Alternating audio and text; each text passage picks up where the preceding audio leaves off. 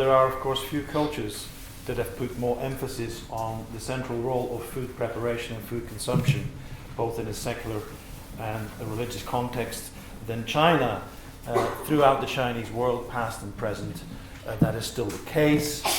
I suppose we could even say that in order to understand Chinese sensitivities about the world at large, one needs to accept that the Chinese first and foremost seek to taste and digest the world around them.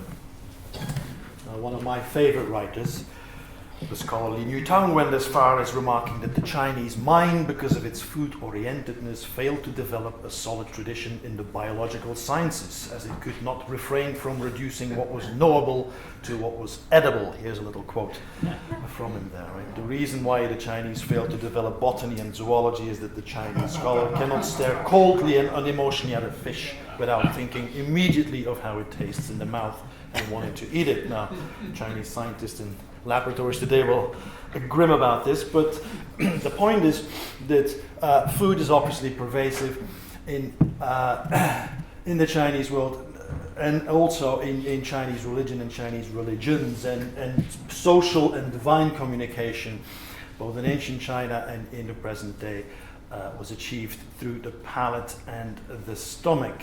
Now, much of what I have to say today, and you'll find myself sometimes referring across the centuries, are showing you illustrations that are very contemporary.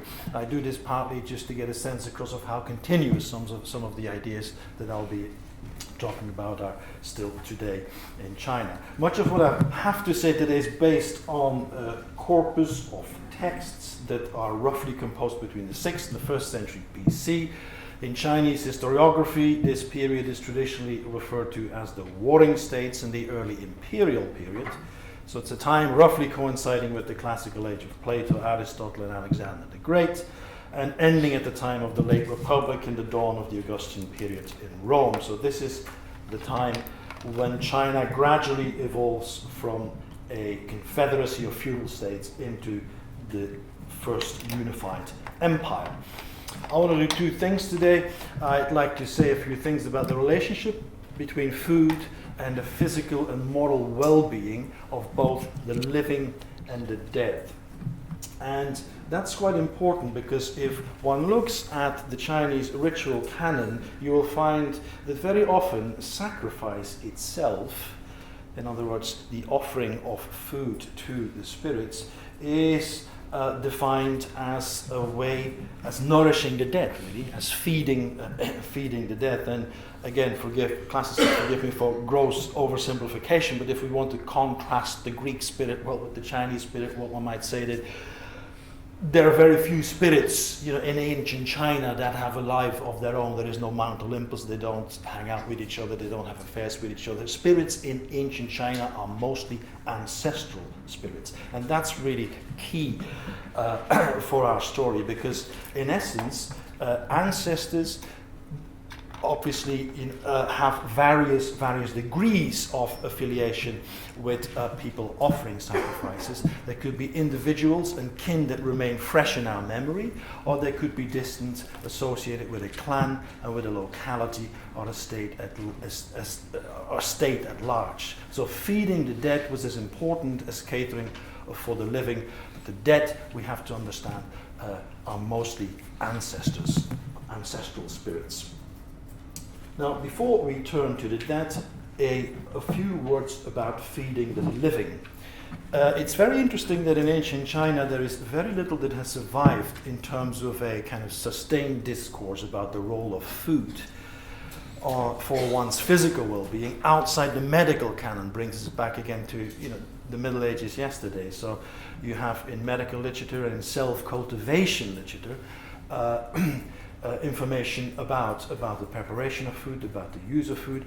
And the second main group of sources really is ritual texts. So it's in ritual texts, it's in texts that deal with sacrifice that we find a great deal of information.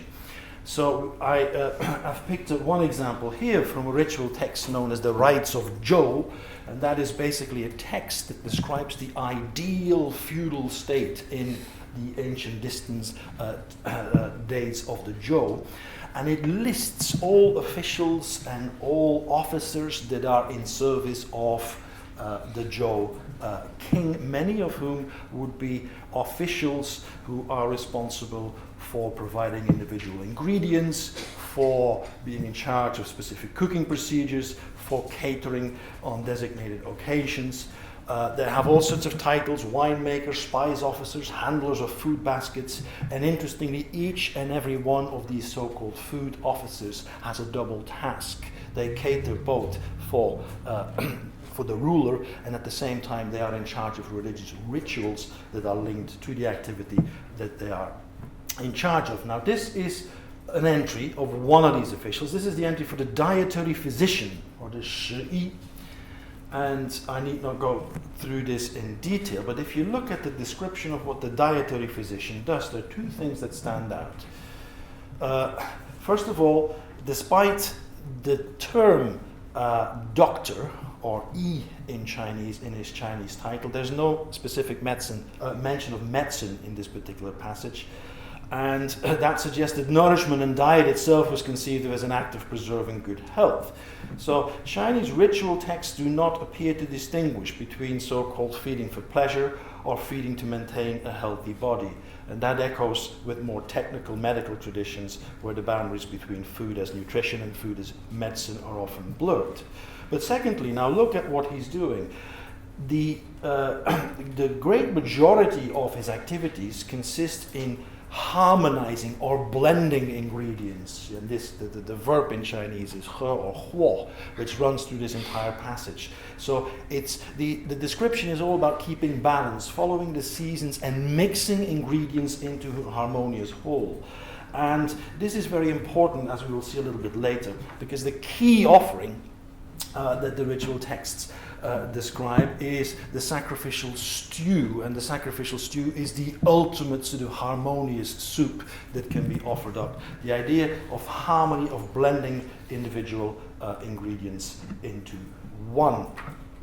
Now, we have few descriptions in this particular text as to how this works in practice, and how one links the ingestion of certain foodstuff to one's physical health or even one's moral behavior. But if you plow around texts of the period, this is an example of how it would work. It's the notion of qi. So the idea is that in order to be a good ruler or a morally accomplished gentleman, it is very important that you take in the right types of food. Flavor gives you good circulation of qi, right? And qi is basically, energy or stuff. I mean, we don't translate it anymore these days because it's become part of the normal vocabulary. Qi gives fullness to the mind. The mind is used to fix words, and words are used to issue commands. So you see, ultimately, what you feed your ruler is going to influence his steadfastness in the way in which he thinks and the way in which he issues orders. So that is a very important idea in ancient China, and it's one of the reasons that some of the most powerful people in the entourage of kings and later on the emperor at court were the personal cooks, the personal stewards, so to speak. They had direct access to the ruler because they influenced his diet, and the idea was not simply that they were looking after him, but also that by choosing the right foods they would actually be influencing the development of his character and of his psychology. So we have a lot of descriptions then describing how rulers, people in charge, kings and later on the emperor, needs to ingest food. Here's an example that uses yin-yang. So essentially, in this case, the king takes in a meal 4 times a day in designated points during the day to keep a good balance of yin and yang. It sounds all extremely theoretical, of course, when we read this in prescriptive texts, but it's more than simply symbolical, and allow me just to jump a few centuries to give you an idea of what feeding a ruler means. Here we have an 18th century emperor, Emperor Qianlong. For the 18th century, we have a great deal of records that show that feeding the Forbidden City was complex and expensive. The cost for the year 1757 has been estimated at 9,540 ounces of silver. And we have thousands of menus preserved, and they give us an insight of what pleases the palate of an emperor. So here now is a description of a light breakfast taken on the autumn morning of 1779. I need not read it out, or you might not want to think about lunch anymore. But sometimes these imperial menus run into more than 90 dishes. We know that in 1779 the Qianlong emperor went through 140 ducks and chickens in 1 month, at which point, of course, we wonder why not all Chinese emperors ended up being so overweight or unable to get through the many gates and pavilions of the Forbidden City. But of course, the whole point is they're not meant to eat the menu themselves. Leftovers were symbolically shared with concubines. They were sent following a protocol to princes, to princesses, officials, and dignitaries. Often the emperor would only symbolically touch a dish of food, and then it was just passed on to the court. Now, what's important here is the symbolism underlying this incredible display of food, and this brings us back to this ritual prescriptions, the ritual prescriptions from ancient China. You have to imagine the son of heaven ruling over an empire that's much bigger than one that he could physically ever visit, and so the idea is that he ingests ingredients of all products, from his empire. So ordinary people are happy to consume local products. Somebody who transcends the ordinary has to dine cosmically, so to speak, and so therefore he needs to be offered in certain times of the calendar dishes that represent the geography of his empire. And even on the table, products from the south would be laid out on the southern part of the table, so to speak. The ruler governed his world through consuming the ingredients that it generated. Now, I'll skip this one over. I think that was here simply to make the point that the distinction between the civilized who eat cooked food and the barbarians, who eat blood and raw meat, that's of all times, and certainly also the case in early China. Now, let's move now to the death. What happened was that prior, and we're talking about aristocratic burials here, prior to burial, the oral cavity of a corpse would be stuffed with jade or shells according to rank. And what might simply look as plugging up the oral cavity may have had a significance related to the act of feeding the corpse, since the Chinese ritual code literally speaks of feeding the corpse on several occasions. We have no direct evidence from early China that attempts were actually made to feed corpses, but modern anthropology has documented that in the early 1980s in Taiwan, mourners put food in the mouth of the deceased or used chopsticks to present items of food that are touched to the lips of the deceased. Now, anthropologists take this to be either a gesture of continuity, that means it's a farewell gesture performed just before the body is lifted into the coffin. Alternatively, it may be interpreted as an act of separation meant to appease the threatening aspect of the disease. Early commentators refrain from this anthropological discourse, and they simply note that once the corpse goes into the tomb, into the coffin, grain, foodstuffs are set out next to it. Here we have an example of what is arguably probably the most important archaeological find of the 2nd century BC in terms of getting a sense of what was in tombs. This is the tomb at Mawangte of Lady Dai, dated to 168 BC, and I'll show you a few slides as I go through the following to illustrate how food-oriented the afterlife was.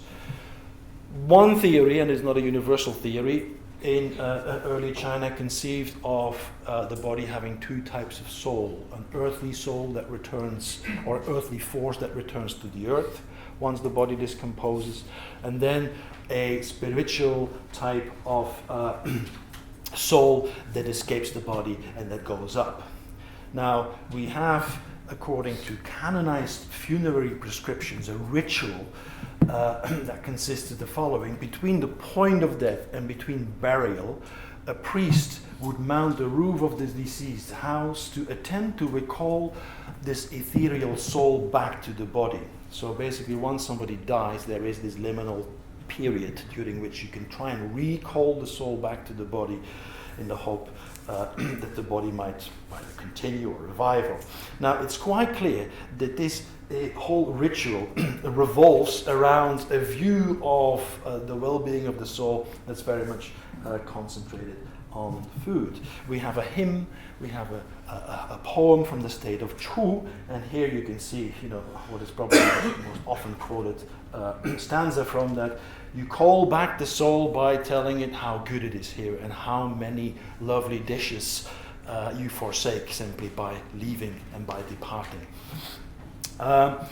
It's quite clear that this has not been a universal practice. This is obviously very much a literati type of construct, but what's really important here is that the fate of the soul, for lack of a better word, is closely related to the intake of food, and that then obviously explains why in archaeology we find things such as this in the tomb of Lady Di, which not only had the coffin surrounded by all types of lacquer plates and pots and little containers that had labels for ingredients, but to the left there you see an entire cafeteria, so to speak. That's the dining room, right, where you still see the remnants of what the lady was taken into the tomb, or what she was treated to, and you see chopsticks lying there. So this the dining room was an entire compartment of this particular lady. We have stomach contents of her as well. It's not the case that, the Chinese seem not to believe in, or we're quite happy with the decomposition of bodies. We only have 2 examples of the period of bodies that have been preserved, so we're nowhere, nothing on the par of what the Egyptians were doing ever happened in China. We have, a dead corpse. We look into these tombs. What do we find? We find, of course, miniature figurines of the animals, the pigs, like all the you want to take into the afterlife. We find the cutlery. We find miniature tomb images, or Ming-Chi terracotta images of stoves, of pots. Of course, there is a latrine, right, with the pig at the bottom sharing in whatever happens, whatever humans do in the little room upstairs. We have, of course, ovens, we have granaries, we have a barbecue set, all of this there obviously to either help the soul or help the departed into the afterlife, make sure that they're catered for well, or it's meant to actually appease them. And that's really where scholars are standing on this whole post-mortem type of food culture. There are those scholars who feel that this is all meant to maintain, a link between the dead and the living, and the scholars who maintain, well, no, the tomb is a dark space, and essentially you put all of this in the tomb and you hope that they'll never bother you again, that the spirits never come back. Now, the ultimate offering during a ritual sacrifice to the ancestral spirits was the stew, or a kind of soup known as a gung in Chinese, which we have evidence from. The pictures are very contemporary, but we have evidence of these stews with various ingredients, types of meat.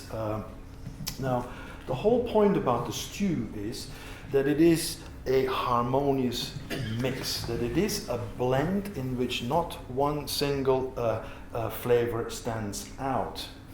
And what happens is that the balancing of the stew and the ingesting of the fumes of the stew then becomes also part of a political rhetoric of harmony. So the community that actually gathers around the sacrificial offering that prepares the stew is as in tune and harmonious with each other as the ingredients are in the pot, right?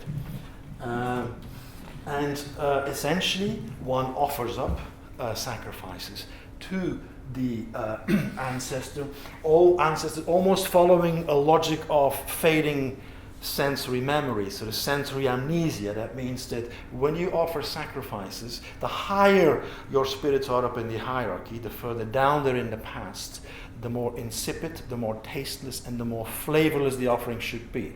Right? If you're making sacrifices to ancestors who actually you might still have a memory from, you might actually know what they liked during life. And so you operate in the world of this worldly sensation. There comes a point where you don't know what ancestors liked anymore, and of course the highest offering then is water. Water, because it is bland, it is colorless, it is insipid, and yet it is the basis of every single mixture, that you can make. The second one, of course, would be blood, and we talked about that briefly yesterday. And you put those parts of the sacrificial offering, those organs that contain most blood in the most important locations around the sacrificial scene. That's the liver, that's the lungs, and so on. So this is basically one pattern, but it is a pattern that doesn't simply apply, not only apply to the spirits, also people who are undergoing a ritual, people who are actually, for example, in mourning whilst these rituals need to go on, also have to submit themselves to a very stringent diet. The traditional mourning period in early China, according to, of course, again, the prescriptive ritual texts, could run into 3 years, so into the third year. And essentially, fasting during mourning was a prescribed procedure. It would start with an initial 3-day period of abstention, and you see what happens then is that as you go into the mourning period, in the first year or in the first segment, you abstain from lots of flavors and lots of ingredients and lots of colors. So you desensitize yourself from this world, and you make sure that the food you consume doesn't make instant connections, to what you would be consuming in your daily life. As you go through the mourning period, you increasingly start to ingest food again that is this worldly, that has flavor, that has a color, and so on. So first vegetables, right, or you have dishes with very plain colors, and at the end of the mourning period, when you're nearly there, and if you're lucky enough not another relative has just passed away and you have to submit yourself to it again, you take meat again, you take liquor or alcohol again, and so gradually actually you re-enter the world of normal flavors, and the mourner gradually rejoins the sensory world of the living, right? So he moves from a world that's devoid of flavor, he passes through the consumption of water, hash, sauce, dried meat, and finally, the reinvigorating delights of fresh meat and wine. Any sage, any person of any significance, of any person who has any ritual authority in early China is somebody who manages to submit himself through long periods of ritual drinking without getting drunk. And that is actually the description that we find in the texts about Confucius, for example, China's arch philosopher. Confucius knew when to stop. And that brings me to what essentially is the final thing I'd like to bring out. That is that if you look at sacrificial ritual in early China, as you're looking at a few of these wonderful Shang bronze vessels, that were obviously used in the sacrificial scene, you get a sense that actually food influences the moral behavior both of the living but also of the spirit. And that you can influence the spirit's reactions by the way in which you conduct yourself on the venue. That means sacrificial rituals are a space of tension. On the one hand, it is a very normative, coded scene in which everything needs to be happening according to fixed sequences. On the other hand, of course, there's also something orgiastic about sacrificial ritual. And that tension between, on the one hand, it offering this model for social order whilst having within itself sort of the core or the potential of ending up into an uncontrolled bacchanalian type of event. That really runs through the texts. And we see this, here's an example of a set, but I'd like you to look at this. This is the inside of one of the vessels. And some of these were inscribed, right? Now you have to imagine that obviously the inscription on the inside, they were not meant to be seen by the by the participants in the ritual. What you do is you have your sacrificial stew in there, and you beam up your inscription to the spirits through means of the fumes that come out of the sacrificial vessel. Now, if you don't behave while you're doing this, the spirits might refuse you. And one of the most famous moralizing texts we then have from ancient China is a pronouncement on alcohol, which essentially has a narrative as follows, that one's rulers get drunk around the sacrificial altar. They are actually showing that they are morally incompetent, and it's time to unseat them. And so we have a whole historiography of drunkenness that develops then, in which good rulers are associated with people who have, restraint, measure, ritual propriety, whereas, of course, bad regimes are those that can't control themselves and allow people to drag themselves from one funeral to the other to gorge on themselves on free booze and meat, so to speak. Okay, now, in conclusion, just as the exchange of sacrificial meat and the acceptance or the refusal of food gifts and the social interplay and the etiquette during banquets and feasts could reinforce or break political alliances and kinship relations amongst the living, sacrificial cuisine in ancient China was to respond to the official ethical expectations of propriety towards the spirit world. So a balanced diet or a balanced sacrificial menu for both the living and the dead, complemented with controlled food avoidances and preferences during the liminal stages of life, formed the physical substrate for a morally accomplished relationship between the living and the dead. So sacrificial feeding, so to speak, ensured that a kind of post-mortem umbilical cord was never really cut with your ancestors. Perhaps what most appropriations of food culture in ancient China have in common is the underlying knowledge that the act of cooking, consuming, and offering of food contained within itself this creative tension between harmony, order, and proportion on the one hand, and then the potential for indulgence and immoderation on the other.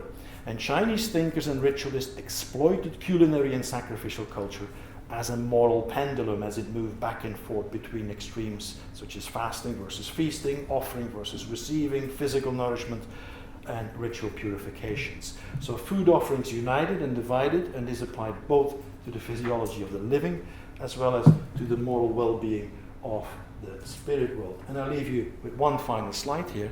That is, again, a slide in which you see that same verb pronounced he or huo. That's the verb that our dietary physicians from the Rites of Zhou was using. He was mixing and blending ingredients. Now, this is a shot from the closing ceremony of the 2008 Beijing Olympics, put on mise en scène by the famous Zhang Yimou. And what's happening here is you see all these actors dressed up as Confucius, and they're holding in their hands, bamboo mats. That is obviously the material on which texts were written at the time, on which the Confucian dialects are written, right? And they form through a dance, ultimately, this particular kind of character, he, huo, which means harmony. So the message that the Chinese government was wanting to send out, at the Olympic was very clear. But that is essentially blending a stew. So just as the cook blends ingredients into a harmonious whole, the ruler blends individuals in the society into, a harmonious society, which also happens to be one of the buzzwords of the Chinese Communist Party today. So, but this is what you would not have expected when you get your sweet and sour in a Chinese takeaway. It's hot. Thanks. Thank you for a very interesting talk. We have maybe only one or two questions and then continue the discussion up amongst the food. A very brief question regarding the writing on the inside of the vessel. I'm thinking with Roman Greek vessels, and you've got something designs or pretty patterns back. If he's drinking and he's getting excessively drunk, and then he's eating his soup, and then he reads this, because he couldn't see it at the beginning, and then he sort of feels shame because he misbehaved, because what the reading says is that you should be eating in reverence, and then you're not. And that might be some trick to play on people who are doing that. Is that something you possibly coming into it? You wouldn't have it here. We really get the sense that it's sending out a message. And the reason we're pretty confident about this is we see it also, for example, on musical bells and clocks, where actually the inscriptions on the back side of the clock, so that actually when you hit it, that actually the text, reverberates away from the musician, so the musician is not to actually see the notation or whatever that goes out. But I have no anecdotal evidence of somebody discovering, the end of a sacrifice, God, I have misbehaved because the text says something different. Because the texts don't really describe how you should behave. They're usually kind of these wishes for offspring and wishes for whatever, a good future and so on. When we get one more and then lunch. Well, I just wanted to say Then we that can- listening to your paper, I suddenly had another more Satori Mas about the 95 recipes in the Incheon video that represent port cuisine and everything. These are recipes. These are harmonious recipes. And it seems to me like there's an ideological message here that we are putting together something for everybody. It's not just strict to the living and dead. It's an ideological unification of Mongol China. So I think most of you are not known to China, but I think it's a really, I didn't realize how important it was until I heard this paper. Thank you. All right, we'll take one.